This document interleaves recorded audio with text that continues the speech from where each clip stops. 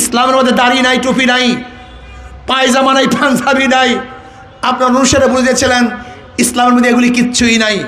আবার বক্তব্য দিয়েছিলেন যে না, ইসলামের মধ্যে এখন আর কোরআন ও সুন্নাহও নেই।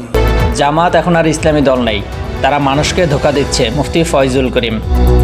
ইসলামী আন্দোলন বাংলাদেশের সিনিয়র নায়েবে আমির মুফতি সৈয়দ মোহাম্মদ ফয়জুল করিম মন্তব্য করেছেন, জামায়াতে ইসলামী বর্তমানে আর ইসলামী দল হিসেবে টিকে নেই।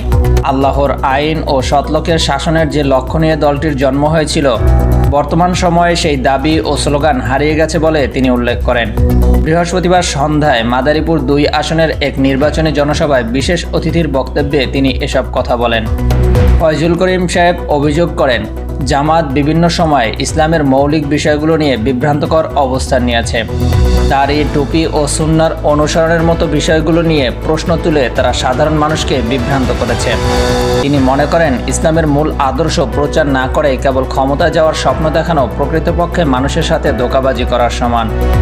দেশের বর্তমান রাজনৈতিক পরিস্থিতি ব্যাখ্যা করতে গিয়ে তিনি আরও বলেন, গত 5 আগস্টের পর দেশে কেবল শাসক ও দলের পরিবর্তন হয়েছে, কিন্তু জনস্বার্থ রক্ষায় নীতির কোনো পরিবর্তন আসেনি। তার মতে আগে একদল চাঁদাবাজি ও সহিংসতায় লিপ্ত ছিল, এখন কেবল সেই জায়গাগুলো অন্য দল দখল করেছে। অপরাধের মানসিকতা ও ধরন একই রয়ে গেছে, শুধু অপরাধী ব্যক্তিরা বদলেছে। Mahadi Hasan, desk report, MP times. আমরা স্পষ্ট বলছি, যদি আল্লাহ আমাদের ক্ষমতায় নেন, আমরা ইসলাম হুকুমাত কায়েম করব।